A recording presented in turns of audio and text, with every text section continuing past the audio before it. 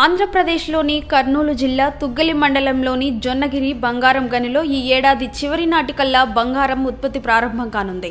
మన దేశంలో ప్రైవేటు రంగంలోని అతిపెద్ద బంగారు గని ఇదే.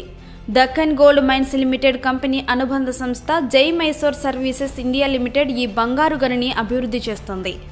అందుకోసం ఇప్పటికే ఈ ప్రాంతంలో 250 ఎకరాలకు పైగా భూమిని సేకరించి ప్రాసెసింగ్ ప్లాంట్ నిర్మాణం చేపట్టింది. ఈ ప్రాసెసింగ్ ప్లాంట్ పనులు 60% పైగా పూర్తయినట్లు సమాచారం.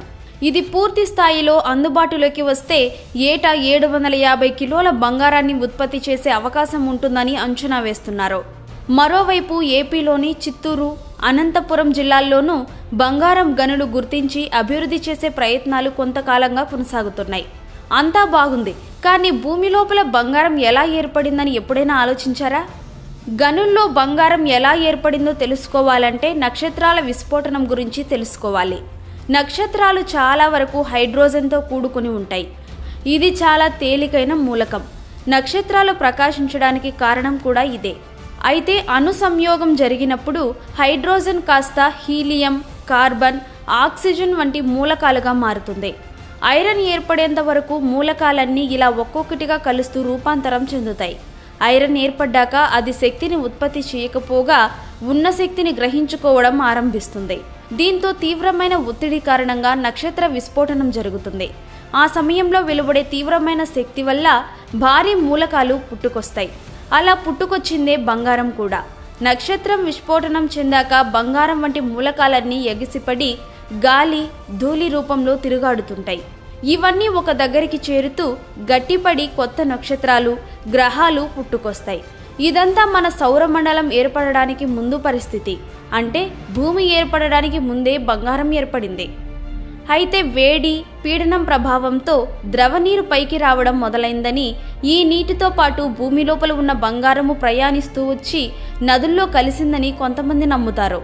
అందుకే మొదట్లో చేపలు పట్టేవారికి ఎవరికో బంగారం లభించి ఉంటుందని, తలతలా మెరిసే బంగారానికి ముగ్ధులై సేకరించడం ఆరంభించి ఉంటారని చెబుతారు.